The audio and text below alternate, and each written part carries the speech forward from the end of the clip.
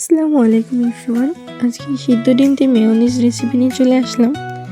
এখানে একটি সিদ্ধ ডিম নিয়েছি, কিছু গোলমরিচ নিয়েছি, 2 কোয়া রসুন নিয়েছি, সাথে একটি কাঁচা ঝাল নিয়েছি। এটি ছোট তাই একটি নিয়েছি। এখানে 1.5 চা চামচ মতন চিনি নিয়েছি।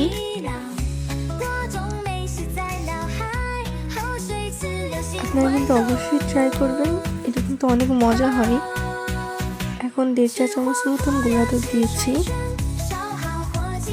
আমি মেয়োনিজ থেকে স্যান্ডউইচ মেক করেছিলাম, আপনাদের রেসিপি লাগলে অবশ্যই জানাবেন, ইনশাল্লাহ আমি দিয়ে দেবো।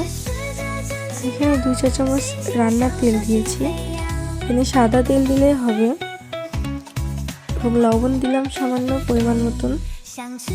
এই ভিনেগার দিচ্ছি, ভিনেগারটা আপনারা যে কোনো মুদিখানায় দিয়ে যাবেন, আর যদি ভিনেগার না থাকে তাহলে লেবুর রস ব্যবহার করতে পারেন, তবে ভিনেগার দিলে ভালো ফলাফল পাওয়া যায়।